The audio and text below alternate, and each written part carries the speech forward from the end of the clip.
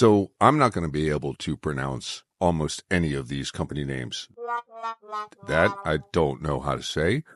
And fortunately, this is not really a promoted or paid for video. This is all stuff that I grabbed off of Amazon from lowest price to highest price. This little guy is kind of cool because it's sturdy and it's good. You can fit a few picks in there. It's not incredibly expensive. Great little gift, Father's Day, Mother's Day gift if you got a Muso in your life, you know, that kind of thing. I've already attached it to my little gig work bag, and it smells like real leather, sturdy hardware. You can get like 3 or 4 picks into it, depending on how thick they are. And yeah, nice little gift. I think to me is a keeper, and it's similar to other brands that I can't pronounce. But it's a winner. I'll give that one thumbs up. This next one, it is a little guy that is going to attach to your pick and then attach to your finger. So it's not the easiest little thing to get open in the world. I squeezed, I did everything I possibly could with this thing to get it open, and I'm just leaving this in to show you how difficult this is. Because, I mean, there, finally. How convenient, right? To me, this is kind of useless. Chris Broderick had this really cool little pick gripper that he would use so he could tap and do all this stuff. If you're not able to put your pick down and adjust your amp, put your pick in your pocket without the assistance of that, yeah, okay, so it's kind of a goofy thing. And I did not enjoy it one bit. Once you figure out the proper orientation and find a pick that actually fits in there without kind of flying off, you might be able to work with it. But I mean, that's, you know, I even had it on wrong. So I had it on wrong the first time. I'll give you that. That's not how it's supposed to be. I did look at the box and realize that on the back there's some instructions that say actually it should be the other way around. The pick should kind of naturally rest away from your finger, not towards the tip of your finger. So I put another one in, a thicker one that has those little Temu grips on it that I featured in that Temu video, and it held a lot better than the thinner pick, so I'll give it that. You know, it actually was sturdy and could kind of go in place, and then I figured I'd try it. I'd give it a little bit of a shot. It is so difficult. I'd rather just tuck my pick into my finger. Trying to get the pick back into position, trying to find a spot that's comfortable where it's not like thick, like extra thick and completely in your way, especially now that I have a thick pick in there. It's just kind of like a complete waste of time. Really, it is. Don't get it. It's not anything that you should buy, especially at that price. However, this little guitar cleaning kit was pretty cool. I have no idea how to pronounce that company name. And then when I put it into Google, it came up as Meowtech and sent me down the litter box black hole that I didn't ever want to go down. But it has polish, it has lemon oil, has like this really cool little duster guy, which I think the first thing to come out here. Yeah, this actually was very handy. Oh, and this whole kit was pretty cheap, all in all. And it came with a chamois kind of cloth that you can use to wipe stuff off. And then I also used to wipe the polish off. And then that's the polish cloth that I used. I guess that's the right way.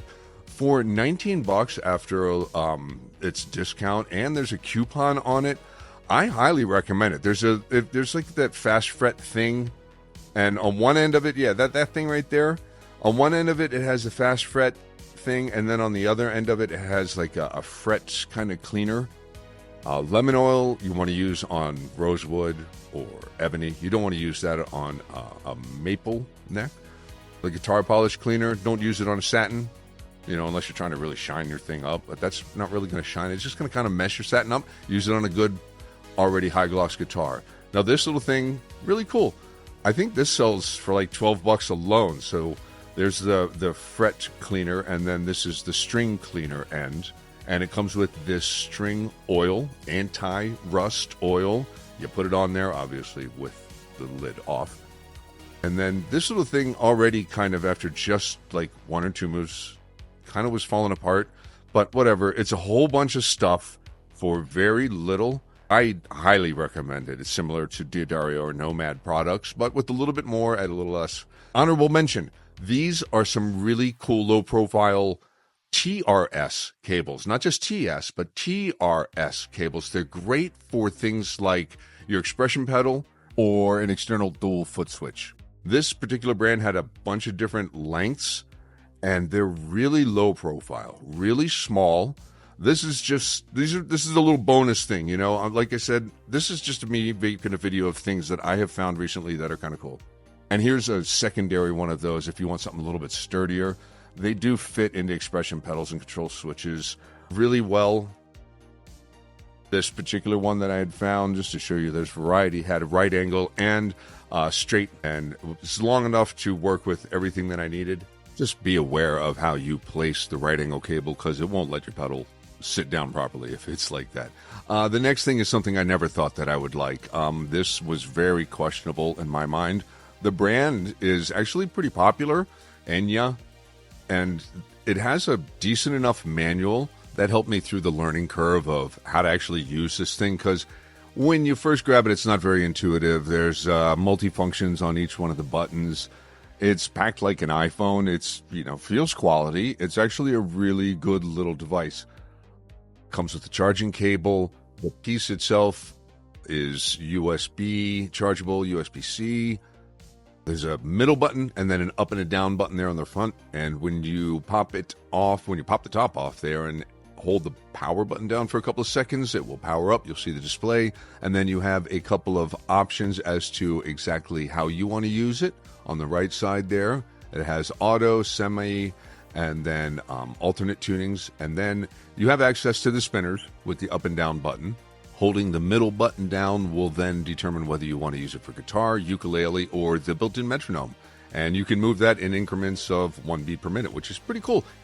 Now, as you go through the tuning methods, it's pretty funny, because the middle tuning, the auto tuning will just tune your guitar to pitch. You have to pick the right string. This semi tuning that I'm going to, it'll get your string real close. So if you're going from loose to almost there, you use that. But here in the alternate tuning, that's where you can find a couple of alternate tuning that's including a half step down, but some of the strings have multiple settings. So you can't just whip through it by hitting each button twice. It's a little unintuitive. You need to be able to see the display. And that's one of the downfalls on this one. I have seen a couple of other ones that have right angle there on the tip, on the turning tip, in order to view the display a little bit better. But for the price, for $45, not bad. Enya Music has a bunch of stuff. You guys have probably seen that guitar that they have that has a built-in speaker that a lot of the real YouTubers have been featuring. Yeah, that guy right there. It sounds like it's pretty good. I'm into that little guy. Let me clean this thing. Hold the neck. All right, I'm set. That's a clean guitar now. And what I have to actually do is I'm about to take this Floyd Rose nut off and put a new one on, because the one that came with this Frankston Strat is really terrible. But as you can see there, it beeps when you get to pitch, and you can select the string that you're trying to tune. That is very important. You have to also note that 6 is low and that 1 is high. Don't start with the low string and have the setting be number 1. You'll snap that bad boy real quickly if you're not paying attention. And this thing moves. It'll move right out of my hand if I'm not really holding on to it. It's pretty wild. It's not everybody's cup of tea, and I kind of feel silly using it.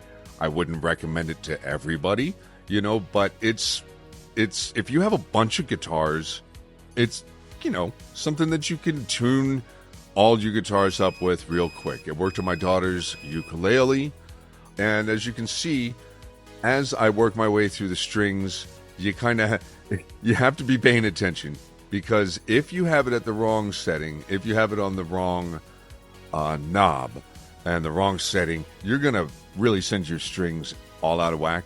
So pay attention. And the other thing I recommend is, notice I'm on a neck rest right now, which I'll talk about in a second. Another honorable mention for that guy. You really don't want to do this final step here with the neck rest. Here, this is just some footage of me really just trying to get used to it. It's best to pick the guitar up. There's all sorts of other companies that have this. The Rode 3 is the big one, Jawum T2. And here's that neck rest that I'm talking about. There's a slightly different version of it now, so that's why I didn't feature it.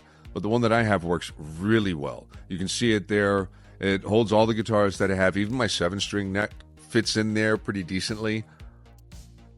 And using the down arrows, you can see quickly loosens the strings. And then using the up arrows will tighten them. And putting it into semi here, I'm bringing them all kind of close to pitch. And then what I'm going to do after I get all this done is I'm going to actually pick up the guitar and hold it in playing position. You're going to have inaccurate results if you try to tune this in a neck stand like that. But doing all the work and stuff like that, that little neck stand is really good. I didn't feel like busting out my whole guitar kit, and that little guy works perfectly if you just have a work spot that you can kind of clear off, pop down a guitar, and go to work on it. I'd like to just add that if you're a beginner, don't get this. Like, learn how to actually tune your guitar. Take the time to bond with your guitar. This is a tool that you really don't need as a beginner. Final thing we'll just check. I never really used Fast Fret. I had some when I was a 16-year-old, and I just never really used it. But these strings are a little old, so I figured I'd give it a try, and then I'd run my fingers across it just to give it the greasy test. And then in a minute or two, I also kind of just check it. You can see there's a little oil. So you want to, if you're going to use this before you play, give it a couple minutes. After it did dry, it was fine. And the strings felt a little smoother, a little slicker.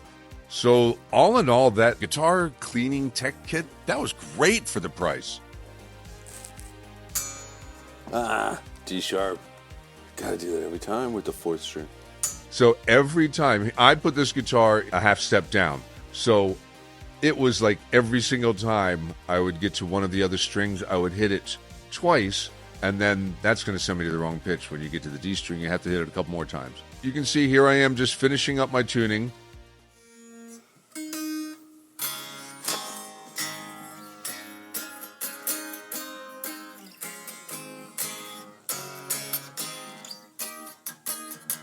It's in tune. It got it in tune quickly.